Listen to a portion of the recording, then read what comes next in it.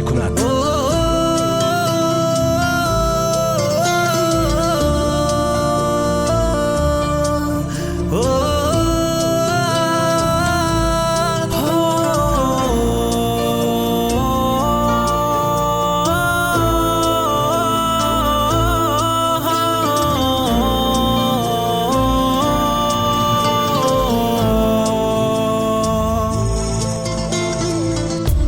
چرا رفتی با من حرف نگفتی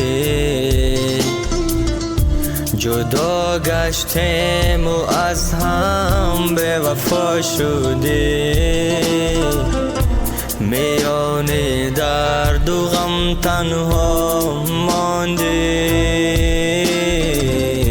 با دل سادم تو جای نداری پس از رفتم نیا دیگر ز عشقت بیزار گشتم خزان کردی تو این روزم شاید بر قصد تو میرم آوازی غمگینی من میرسد به گوش تو گرچند میروی به دوری ها کجای تو چرا رفتی با من حرف نگفتی جدا گشتیم و از هم به وفا شدیم میانی درد و غم تنها ماندی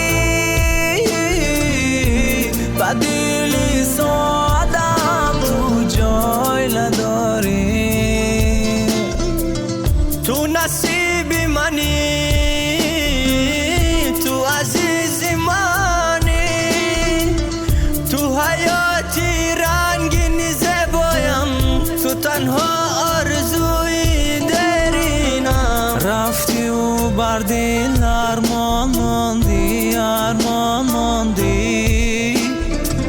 خونی دیلم رزم کردی چرا رفتی حرف بیزن که بشنوی آوازی غمگینم منظار عشق تو از یاد نرفته هایم روزه به عشقم زور گردی من نکنم رم در عشق عذاب دیدم لگ من عاشق نیم گفتم که عاشقی دردی سخت است عاشق مشب عشق تو در دلم بود لگ من فراموش